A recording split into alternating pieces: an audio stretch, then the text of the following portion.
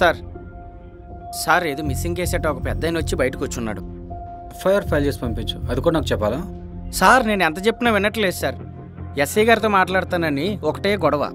సరే లోపలికి పంపించు. Okay sir. పెద్దాయనా సార్ ఇటు రండి.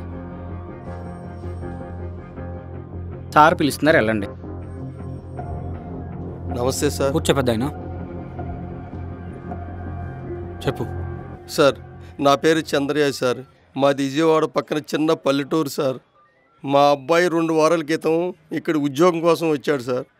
ఏమైందో ఏమో ఇప్పటి వరకు తెలియదు సార్.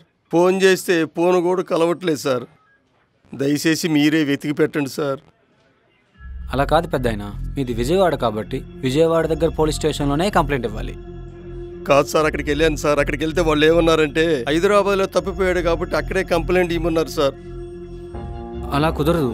మీరు కానీ మీ అబ్బాయి కానీ ఈ స్టేషన్ పరిధిలో ఉంటేనే ఇక్కడ కంప్లైంట్ చేయాలి. ఇక్కడ అలా లేదు కదా. అయ్యా అలా అనకండి అయ్యా, నీ కాళ్ళు పట్టుకుంటాను. వాడు ఇక్కడే తప్పిపోయాడయ్యా. కూర్చోండి, కూర్చో. రాము సార్ తన దగ్గర డీటెయిల్స్ తీసుకో. అలాగే సార్.